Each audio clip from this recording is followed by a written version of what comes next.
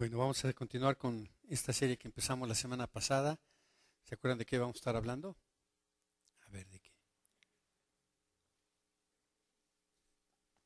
¿De qué? Del fruto del Espíritu, ¿verdad? Y tuvimos una introducción interesante la semana pasada sobre esto.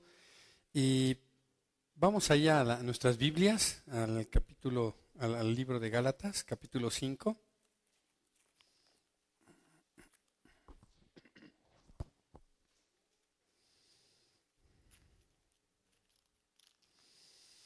Vamos a ir ahí al versículo 22. Y hablamos que no son los frutos del Espíritu, sino que es el fruto del Espíritu. Y cómo empieza a describir cada una de estas aristas del fruto del Espíritu. Y dice la palabra de Dios ahí en el versículo 22 de este capítulo 5, dice: mas el fruto del Espíritu es amor, gozo, paz, paciencia, benignidad, bondad, fe, mansedumbre, templanza. Contra tales cosas no hay ley. Y vamos a empezar a adentrarnos un poquito más en la materia de cada uno de estos elementos que conforman, de alguna manera, el carácter de un cristiano. Y que tiene que ver con la gloria de Dios depositada en nosotros para proyectarla al mundo. El propósito de ser cristiano no es ser bueno, hermano. Muchas veces tenemos esa equivocada percepción de que ser cristiano el propósito es ser buenos. Y fíjate una cosa, ese no es el propósito, esa es la consecuencia. Porque el propósito de ser cristiano es establecer una relación personal con Dios a través de Jesucristo. Él envió a su Hijo a morir por nosotros en la cruz. Y Jesús mismo dijo: yo soy el camino, la verdad y la vida. Nadie va al Padre si no es por mí. Entonces la vida de un cristiano no se basa o no es el fin el ser una buena persona. Es más, al contrario, dice en la Escritura que de lo peorcito agarró el Señor. Y así lo dice que de lo más vil, de lo más menospreciado. La Escritura vino a los más necesitados. Jesús vino a los que estábamos más necesitados. Y a estos Él llamó, y a estos conoció también, y les dio la potestad, dice la Escritura, de ser hechos hijos de Dios.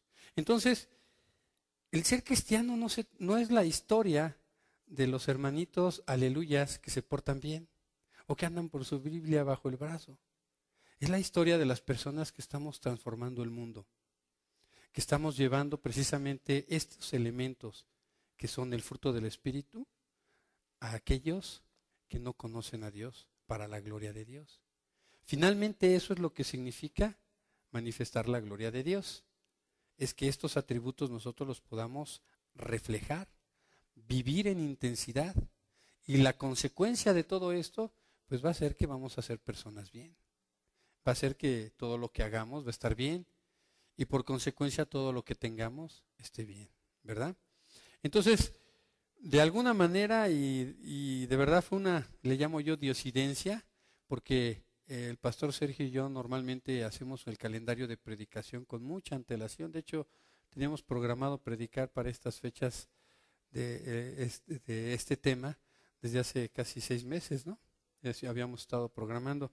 Y se da curiosamente esa diosidencia de que cae justamente en el mes del amor y la amistad, el primer elemento del que vamos a predicar hoy, que es el amor. Y bueno, pues Chepina hablaba hace ratito de que Dios está trabajando con ella y principalmente amarnos, ¿no? Los unos a los otros, y que tenemos que tener este amor. Pero todo el mundo habla y expresa ese deseo de amor y buscan el amor verdadero. ¿Pero qué es el amor? ¿Qué es el amor? El amor es un término realmente abusado hoy día en y siempre ha sido abusado en las generaciones, porque cada quien entiende este concepto de distintas maneras. En nuestro mundo occidental el amor es un cálido pero confuso sentimiento, ¿a poco no?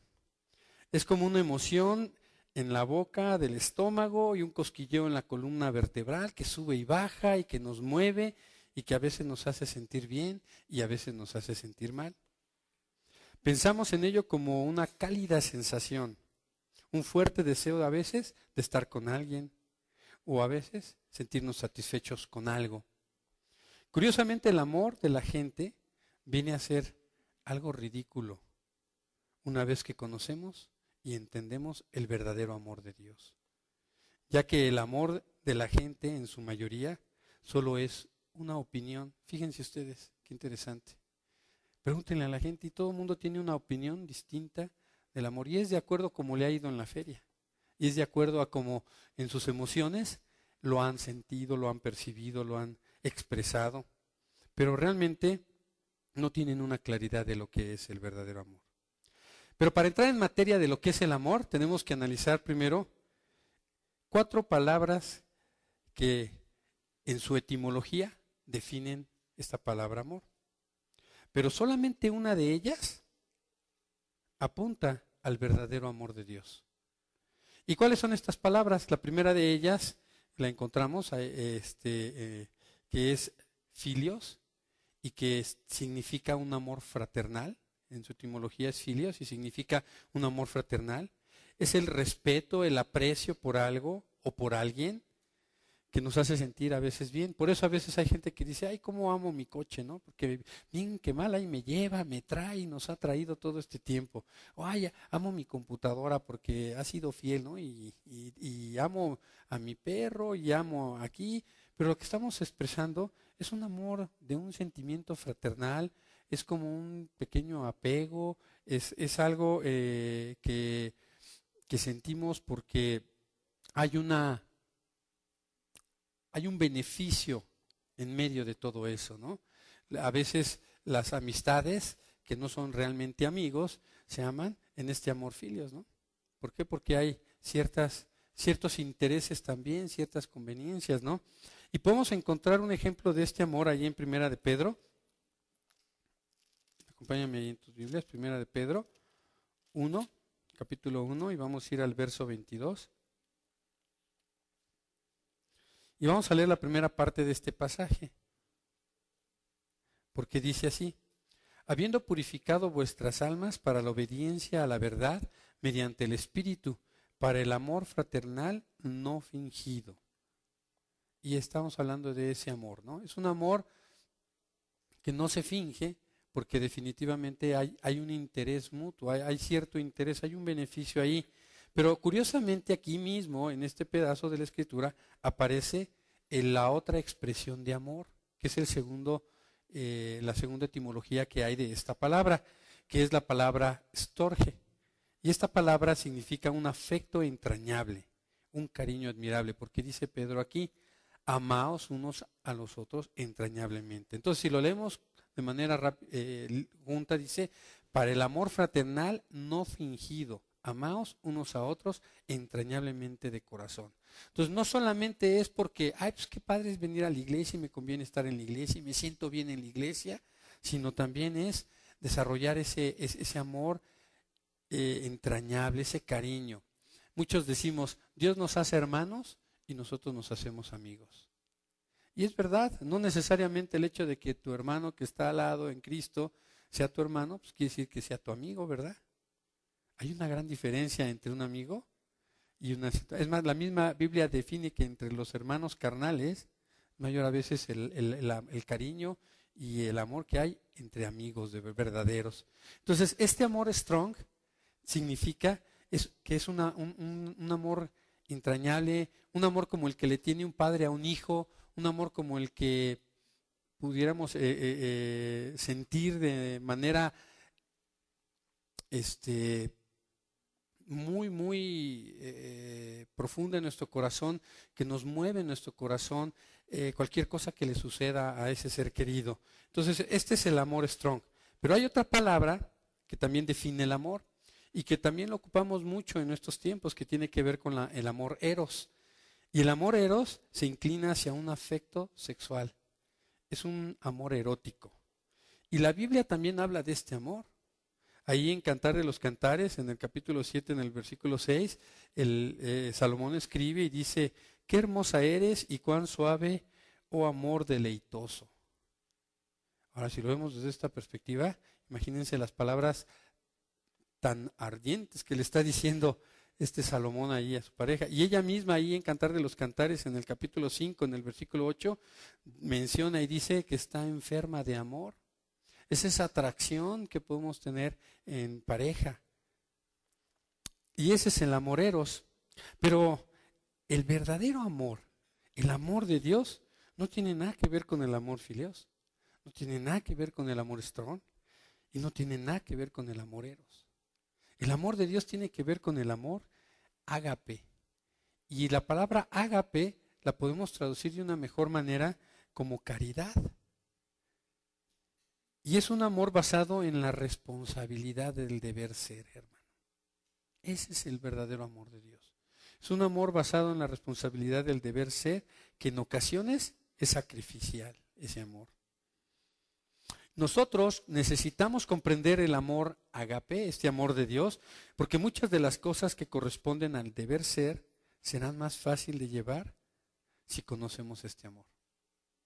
¿Cuántas experiencias no tenemos en la vida que a veces no podemos soportar o no podemos entender, pero que debemos hacer? Y las debemos de hacer por amor. Por ejemplo, cuidar a un ser querido en etapa terminal en el hospital. Aquellos que han pasado por esa experiencia de tener un ser querido que ya no tiene la posibilidad de atenderse por él mismo, qué difícil es a veces. ¿Y por qué lo hacen? Por este amor. Porque es un amor que va más allá de lo que sentimos, sino es un amor basado en convicciones muy claras de lo que es el deber ser. Entonces, cuando Dios nos dice que nos amemos unos a los otros, que amemos a nuestro prójimo, se está refiriendo a este amor. Y lo vamos a ver más adelante ahorita. Entonces, no vamos a estar hablando ahorita ni del amor filios, que es el amor fraternal, ni del amor strong, que es el amor entrañable, ese afecto que se llega a dar, ni del amor eros, sino vamos a enfocarnos y vamos a hablar sobre el amor ágape. Y vamos a ver algunas características de este amor de Dios. Y bueno, la primera característica que vamos a ver aquí es que este amor edifica, siempre va a edificar, siempre va a sumar. Hay amores de las otras expresiones que no necesariamente edifican. Hay amores que hasta destruyen, ¿no? Sobre todo aquellos eros, ¿no? Pero finalmente el amor de Dios siempre va a edificar. La manifestación de este amor siempre nos lleva a la satisfacción de haber hecho lo correcto. Y cuando hacemos lo correcto, siempre vamos a sumar para la gloria de Dios y vamos a sumar en nosotros también. Vamos a ser edificados, porque aunque tú no lo creas y aunque tú no lo veas, la gente lo ve en ti y la gente lo reconoce en ti. Y en ocasiones ni cuenta te das cuando la gente está hablando bien de ti, porque está viendo realmente que tú te mueves por las cosas que tienen que ver con el deber ser. Y no tanto porque te muevas por las emociones. Y ese es el verdadero amor. Uno en ocasiones no se siente bien de hacer las cosas, pero a veces hay que hacerlas. Y mira lo que dice ahí en 1 Corintios 8:1, dice que el conocimiento envanece, pero el amor edifica. Y estuve viendo algunas comparaciones con otras traducciones de la Biblia. Hay una Biblia que es la Nueva Traducción Viviente, que dice: mientras el conocimiento nos hace sentir importantes, es el amor lo que nos fortalece en la iglesia. La traducción en el Nuevo Lenguaje Actual dice: debemos reconocer que el conocimiento nos hace orgullosos, mientras que el amor fortalece nuestra vida cristiana. Siempre el amor de Dios va a edificar. Eso es algo que tenemos que entender nosotros, que debemos mantener aquí en nuestro razonamiento para poder explicarnos lo que es el amor. Y hay tres aspectos importantes de este amor. El amor se cumple, primero que nada, el amor cumple toda la ley. Vamos, acompáñame allá a Romanos 13.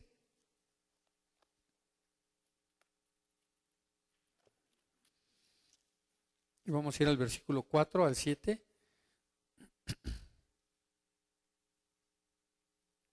Perdón, del versículo 8 al 10. Dice: no debáis a nadie nada, sino el amaros unos a otros, porque el que ama al prójimo ha cumplido la ley. Fíjense bien, el que ama cumple la ley. Dice, porque no adulterarás, no matarás, no hurtarás, no dirás falso testimonio, no codiciarás, ni cualquier otro mandamiento en esta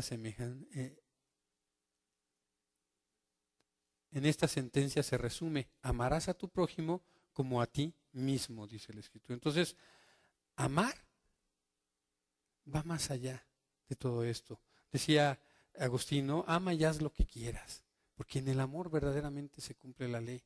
Y veíamos ahí en Gálatas que contra tales cosas que no hay ley. Entonces el verdadero amor, como lo vamos a ver más adelante, no hace nada indebido. Ahora, el amor como un vínculo perfecto también. Esa es otra característica. Acompáñame a Colosenses 3.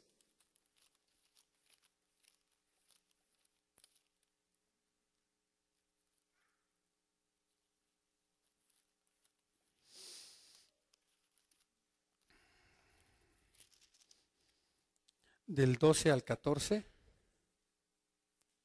dice,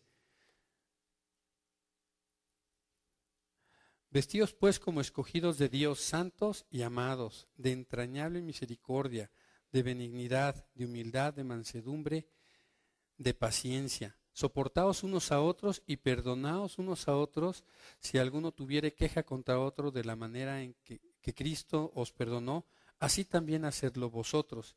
Y saber todas estas cosas vestidos de amor, que es el vínculo perfecto. Otra vez, entonces el amor no solamente cumple la ley, sino también nos vincula de manera perfecta, como cuerpo de Cristo. Y dentro de las características del amor, acompáñame a 1 Corintios 13. Ahí en el versículo 4, vamos a ver estas características. Y dice que el amor, en primer lugar, es sufrido. El amor es benigno. El amor no tiene envidia. El amor no es jactancioso, no se envanece, no hace nada indebido, no busca lo suyo, no se irrita. Híjole, qué duro, ¿verdad? No guarda rencor. Ay, ay, ay. No se goza en la injusticia, mas se goza en la verdad. Ahora, para aquellos que dicen, es que ya se me acabó el amor, ¿qué creen? Todo lo sufre, todo lo cree, todo lo espera, todo lo soporta. El amor nunca deja de ser. Pero las profecías se acabarán y cesarán las lenguas y la ciencia se acabará.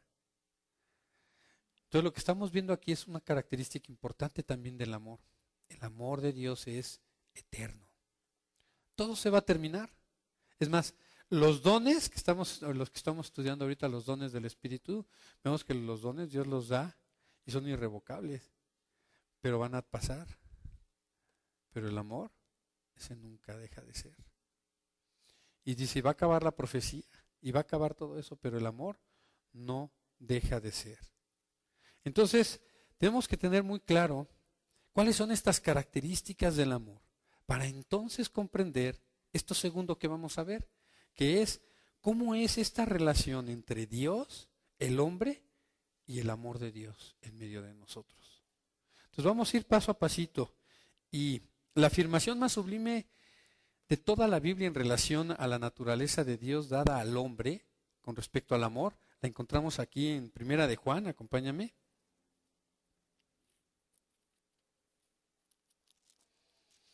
Capítulo 4, y vamos a ir al versículo 7 al 12.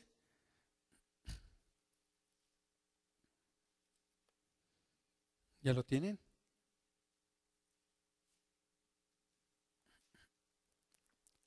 Amén, ¿verdad?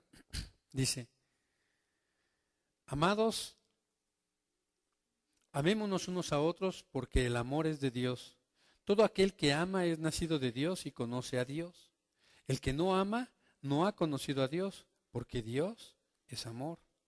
En esto se mostró el amor de Dios para con nosotros, en que Dios envió a su Hijo unigénito al mundo para que vivamos por Él. En esto consiste el amor, no en que nosotros hayamos amado a Dios, sino en que Él nos amó a nosotros y envió a su Hijo en propiciación por nuestros pecados. Amados, si Dios nos ha amado así, debemos también nosotros amarnos unos a otros. Nadie ha visto jamás a Dios. Si nos amamos unos a otros, Dios permanece en nosotros y su amor se ha perfeccionado en nosotros. Entonces, lo primero que vemos aquí es que Dios es amor. Por eso es que el amor es eterno. Porque Dios es amor. Y Dios es eterno. Y si Dios es eterno, su amor es eterno. Entonces, el amor de Dios es eterno. Y ese mismo amor eterno de Dios está en nosotros y fluyendo a través de nosotros para glorificarle a Él. Y hablamos en un principio que de eso se trata la vida cristiana, de glorificar a Dios. No tanto ni de ser bien o malo, se trata de glorificar a Dios. Entonces, este amor mismo que es Dios mismo está en nosotros. Y solamente el que conoce a Dios tiene la capacidad de amar. Fíjate bien qué interesante. Solamente aquel que conoce a Dios tiene la capacidad de amar. Hoy día muchas cosas se hacen en el nombre del amor, ¿no? Vemos ayudas, vemos organizaciones mundiales, vemos teletones, vemos todas esas cosas. Y decimos, bueno, pues es que ahí también hay amor, ¿no? Y están ayudando a la gente. Ahora, yo no dudo que hay mucha gente que está colaborando dentro de estas instituciones, que verdaderamente además tengan una relación con Dios, conozcan a Dios y estén manifestando ese amor. Pero en las intenciones y en las motivaciones, muchas de estas iniciativas ni siquiera están movidas por un verdadero amor. Muchas de estas situaciones están movidas por concupiscencias. Es más, hay gente que a veces ayuda y no sabemos con cuál motivación es esa ayuda. Pero lo que sí nos queda claro es que sí existe el amor de Dios y que el amor de Dios sí se puede reflejar a través de las personas y que sí hay muchas personas que están trabajando y que están obrando en el amor de Dios a favor del extendimiento del reino de Dios. Y eso es algo que debemos de tener claro. Las personas, independientemente de todo también, pueden ser usadas por Dios en su soberanía, pero finalmente es el amor de Dios lo que opera en los corazones de aquellos que verdaderamente le conocen y aman de verdad. Tenía una plática con el pastor Sergio entre semana y meditando sobre esto, bueno, hay mucha gente que a lo mejor todavía no conoce a Dios, pero Dios los usa. Dios los usa y a través de ellos están manifestando ese amor. Y cuando tú ves gente así, a mí me ha tocado ver gente así en donde nada más pienso y digo, bueno, lo único que le falta es ser cristiano. Hay mucha gente así. ¿No será que Dios a veces trabaja de adelantada? Y Dios está ahí. Y a veces, ¿no será que esas personas estén más cerca del Evangelio de lo que ellos mismos se imaginan? Dios es grande. Y Él puede, a través de ellos, en su soberanía, manifestar también su amor.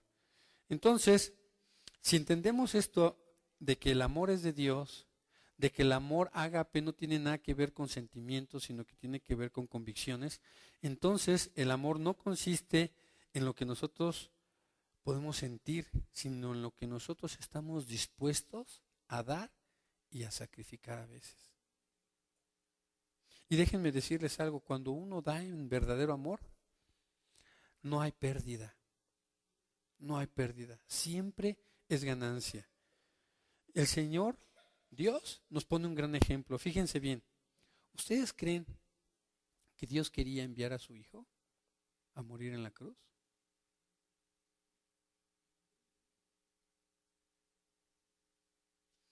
Fíjense bien en esta palabra clave. Allí en Juan 3:16 dice, de tal manera que amó Dios al mundo, que envió a su Hijo. Ahora, la palabra clave es de tal manera. Y eso pone la medida para que nosotros podamos comprender si verdaderamente Dios quería enviar a su Hijo. Jesús quería ir a la cruz.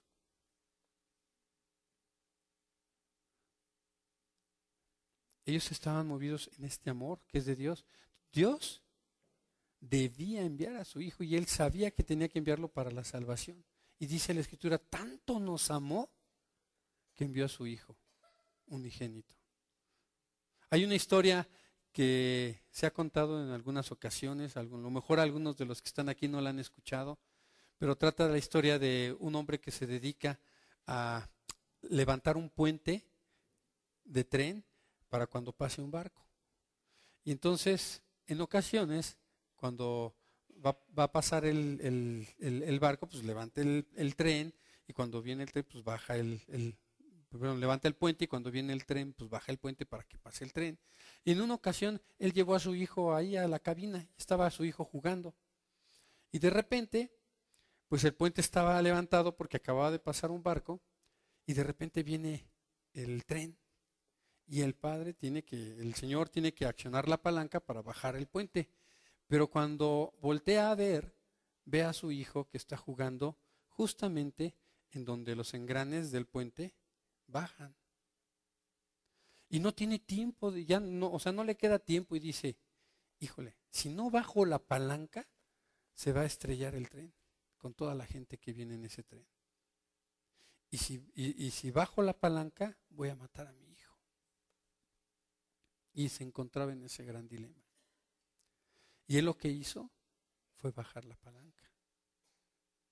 Y a pesar de que era un dolor tan grande, él tenía que bajar la palanca porque sabía que en ese tren viajaba mucha gente. ¿Y saben qué es lo más triste? Que mucha de esa gente ignoraba lo que estaba sucediendo. Y así es la vida. Hay mucha gente que ignora lo que hizo nuestro Dios al enviar a su Hijo Jesús para morir por nosotros en la cruz, para darnos esa vida eterna, para que nosotros pudiéramos conocer ese amor de Él. Por eso dice la Escritura, de tal manera amó Dios al mundo, que envió a su Hijo unigénito, para que todo aquel que en Él cree no se pierda, mas tenga vida eterna. Entonces, regreso a la pregunta, ¿Dios quería realmente enviar a su Hijo? Era una acción del deber ser. Jesús mismo dice ahí en Getsemaní, está en el huerto de Getsemaní, y está orando y está angustiado, está realmente angustiado. Ahí podemos ver esa historia allí. Vamos a verla, está en Lucas 22.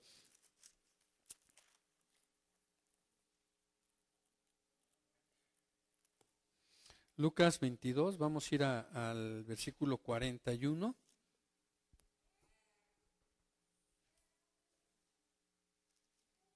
Y fíjense, dice, y él se apartó de ellos a distancia como de un tiro de piedra, y puesto de rodillas oró, diciendo, Padre, si quieres, pasa de mí esta copa, pero que no se haga mi voluntad, sino la tuya.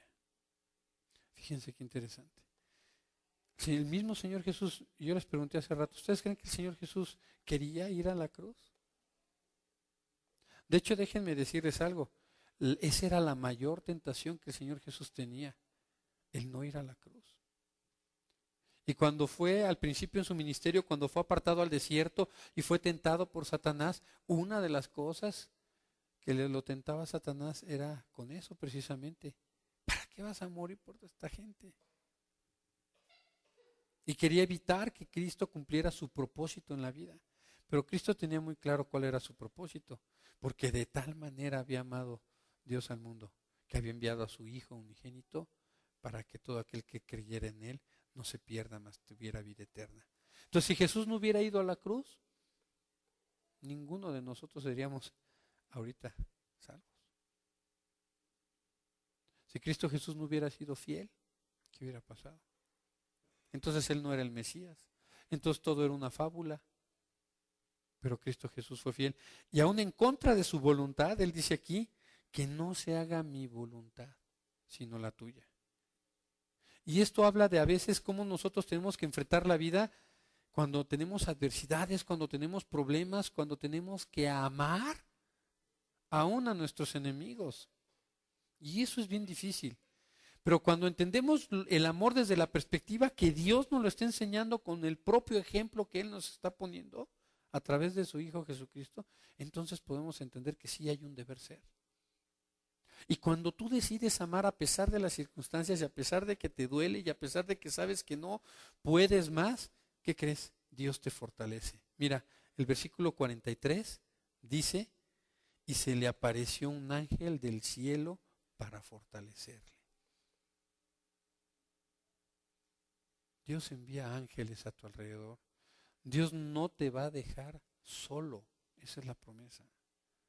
Si tú amas de verdad, Dios te va a dar la fortaleza y la capacidad de salir adelante de esa adversidad, de ese problema. Ese es el verdadero amor de Dios que está transformando este mundo y que está transformando la vida de muchas personas y que está transformando nuestras vidas como creyentes. Ese amor de Dios. Entonces, esa palabra clave, ¿no? De tal manera amó Dios al mundo. Y esto quiere decir que a pesar de todo, Dios nos amó. A pesar de tu traición, a pesar de tus mentiras, a pesar de tu adulterio, a pesar de tus chismes, a pesar de tus pleitos, a pesar de tus envidias, de tu pereza, de tu glotonería, de tu herejía, de tu idolatría, de tu herejía y quién sabe qué tantas cosas más, pues a pesar de eso, Dios te amó. Qué Dios tan maravilloso tenemos, ¿verdad? Qué grande es el amor de Dios. Cuando nosotros podamos comprender esto, nuestra mente va a revolucionar, nuestra percepción con respecto a la vida, nuestro enfoque se va a transformar completamente y vamos a ir a un nivel más alto. Vamos a poder ver con mayor claridad. Yo siempre pongo de ejemplo el de la película Matrix, ¿no? Cuando al final él todo ya lo ve con los códigos y todo eso y dice, bueno, es que esto es un sistema, ¿no? Finalmente estoy dentro de la Matrix, ¿no? Nosotros estamos dentro de la Matrix en este mundo. Y finalmente lo que hay aquí es el sistema del mundo. Pero cuando entendemos que no somos de aquí, porque dice la Escritura que nuestra ciudadanía no es en este mundo, entonces podemos ver las cosas desde otra perspectiva. Entonces podemos amar. ¿Sí me explico?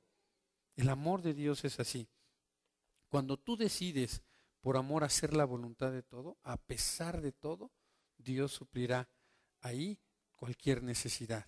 Y 4, el propósito de Dios. ¿Cuál es el propósito de Dios de darnos su amor? Acompáñame ahí a Primera de Juan.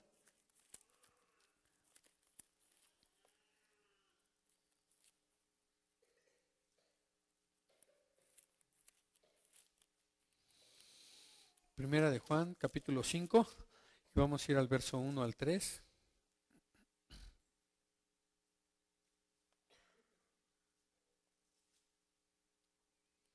Y vamos a ver este propósito por el cual Dios nos da de su amor. Y dice, todo aquel que cree que Jesús es el Cristo es nacido de Dios.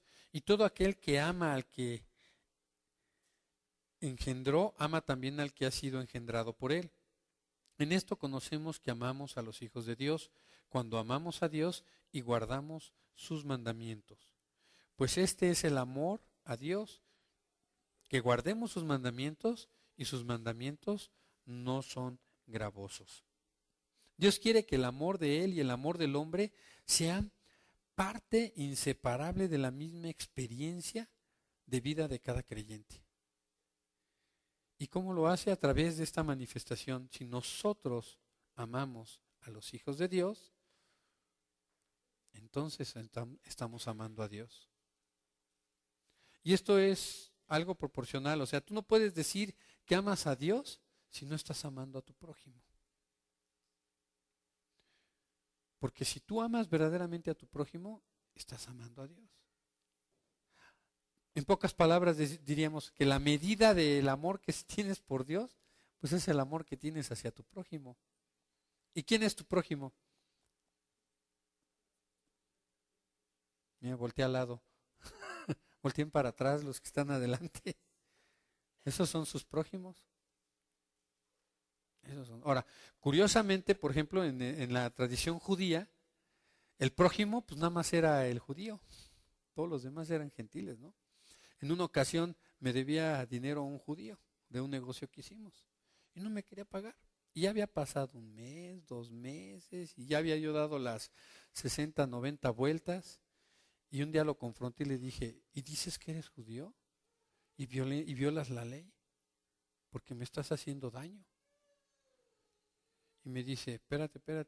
Le dije, porque estás llamado a amar a tu prójimo. Y me dice, espérate, pero tú no eres mi prójimo. Y me quedé de a 6. ¿Cómo que yo no soy tu prójimo? No, tú eres gentil. Ah, caray, entonces no aplica, perdón, con permiso. Y de verdad, ellos, ahora sí que diríamos, en la antigua dispensación, en los judíos, ahí solamente eran ellos, ¿no? Eran el pueblo de Dios. Y lo van a ver aquellos que están estudiando en la escuela dominical con Oscar, van a ver cómo Dios instituye el pueblo de Dios y cómo se manejaba el pueblo de Dios y cómo Dios trataba con todos los demás que no eran el pueblo de Dios. Pero ahora, gracias a Dios, ahora, pues, ¿qué creen? Que la salvación se abrió y que ahora ya no somos ahora sí que el pueblo de Dios, somos el cuerpo de Cristo.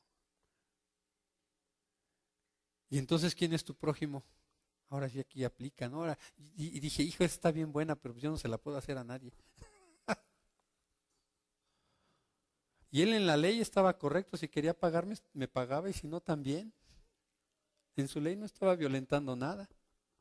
Claro, había que ver en la ley aquí con los juzgados y todo lo demás, ¿no? Pero finalmente todos ahora son nuestro prójimo. Todos, entonces ya no hay exclusión. Entonces, vamos a ver.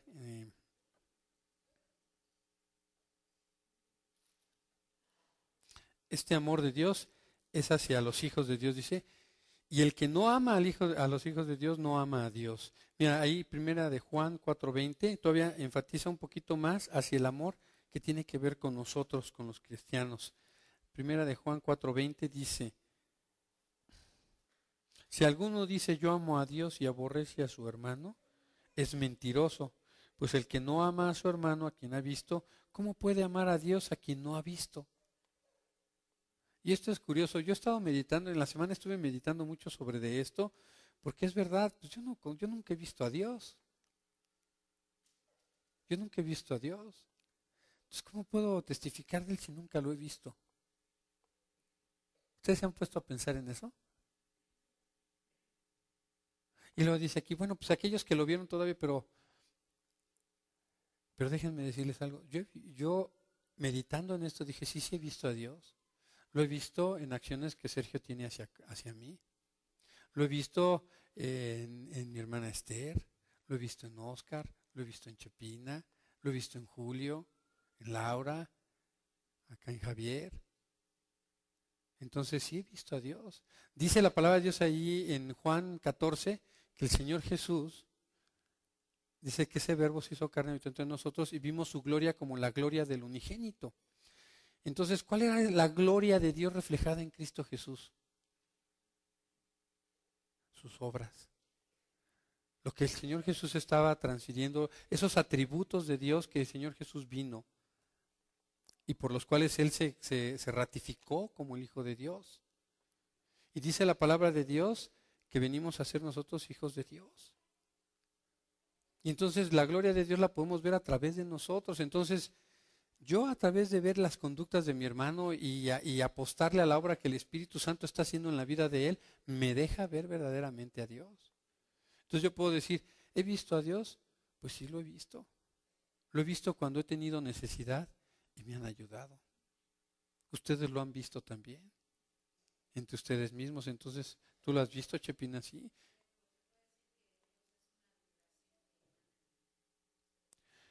Pues va más allá de las vibras y todo eso, ¿no? O sea, realmente Dios está allí y es ese poder, es esa energía, porque realmente el amor es energía, el amor es poder, y sí, y se pasa y se transfiere, por eso el amor es contagioso.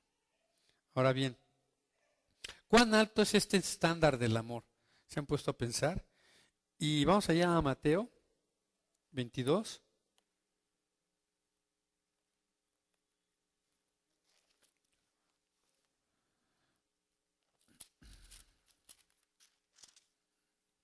Y vamos ahí al versículo 39.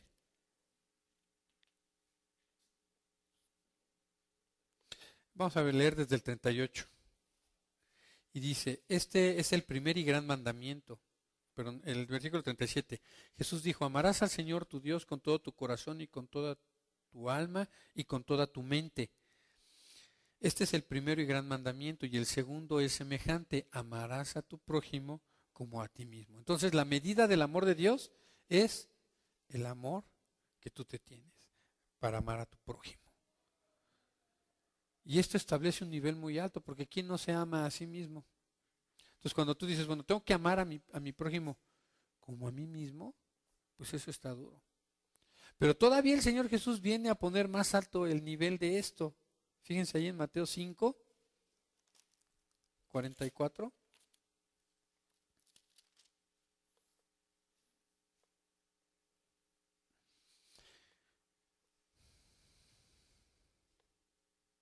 Dice, pero yo os digo, amad a vuestros enemigos, bendecid a los que os maldicen, haced bien a los que os aborrecen, orad por los que os insultan y os persiguen, para que seáis hijos de vuestro Padre que está en los cielos, que hace salir el sol sobre malos y buenos, y que hace llover sobre justos e injustos.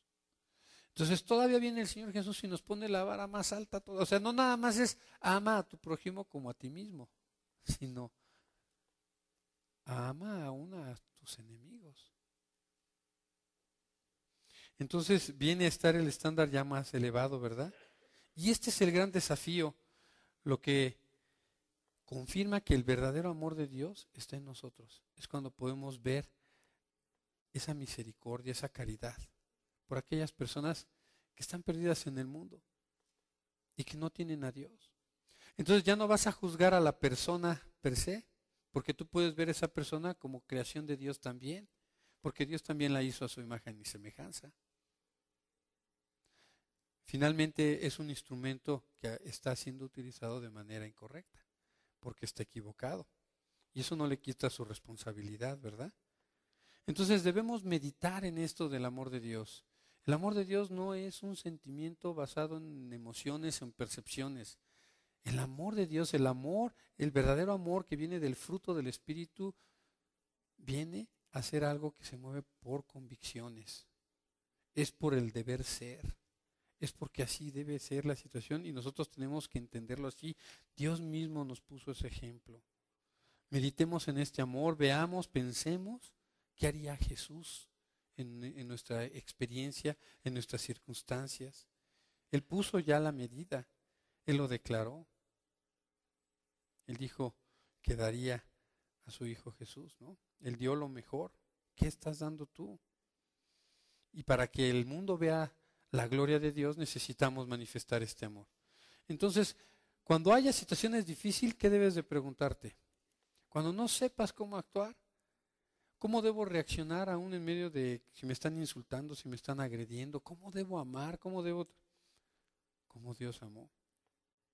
Y si lo que tú vas a hacer como consecuencia de esas agresiones o de esas cosas no glorifica a Dios, mejor no lo hagas. Meditemos y pensemos antes de actuar. No nos dejemos mover nada más por sentimientos. Es importante esto. Así que, si tú quieres verdaderamente experimentar este amor de Dios, pues necesitas conocer a Jesús.